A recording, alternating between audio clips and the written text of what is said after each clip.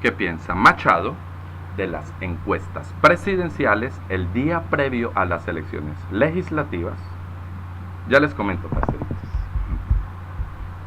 Como les exponía en un video anterior, las encuestas presidenciales preliminares a las elecciones legislativas no son más que la creación de la espuma electoral o de la ebullición de las preferencias políticas de activistas y partidarios, como de la puesta en público de ideas e intenciones para impactar o persuadir de manera coordinada entre candidatos presidenciales y al Senado en las decisiones preferencialmente de los indecisos. Y aquí es importante hacer un recorrido por el sentido y la configuración de las preferencias políticas desde el momento en que parte la carrera electoral,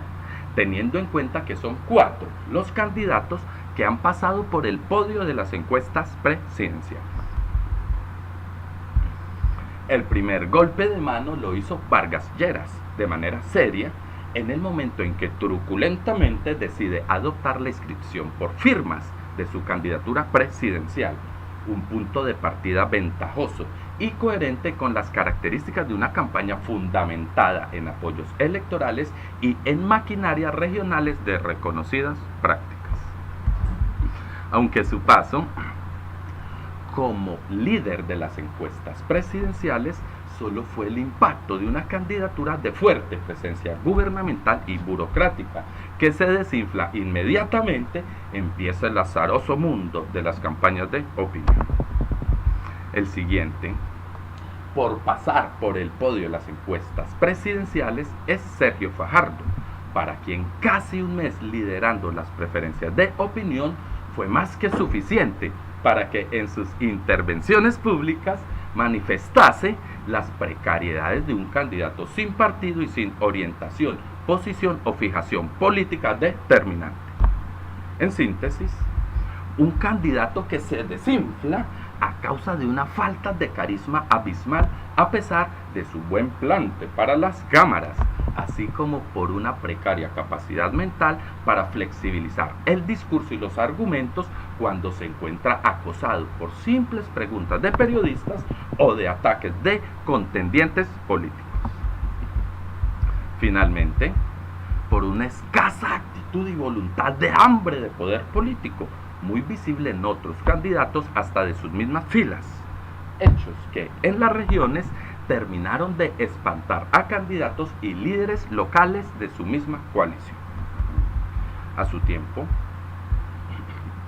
el paso por el podio de las encuestas presidenciales y quien por algunas semanas parecía disparado y lejos de las demás en las preferencias de opinión fue Gustavo Petro, quien visiblemente no se desbanca fácilmente, pero que técnicamente, frente al crecimiento desbordante en las últimas semanas de uno de sus oponentes, el del uribismo, parece más un estancamiento y casi que un máximo pico, sobre todo si se tiene en cuenta el espacio de crecimiento con que aún cuenta el oponente antes referido, ya que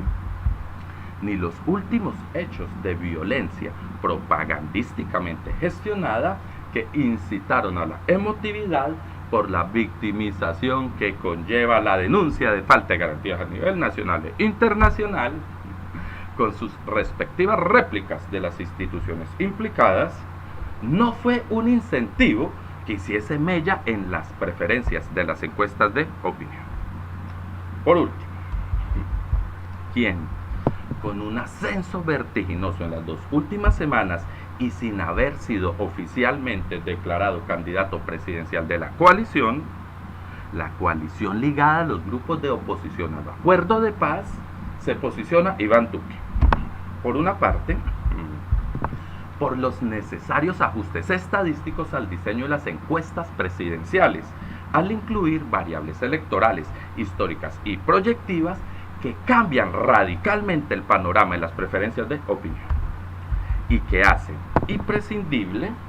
configurar un marco decisorio donde se coordinen las fuerzas electorales según las dinámicas del espacio argumentativo creado por el poder ideológico de la propaganda política,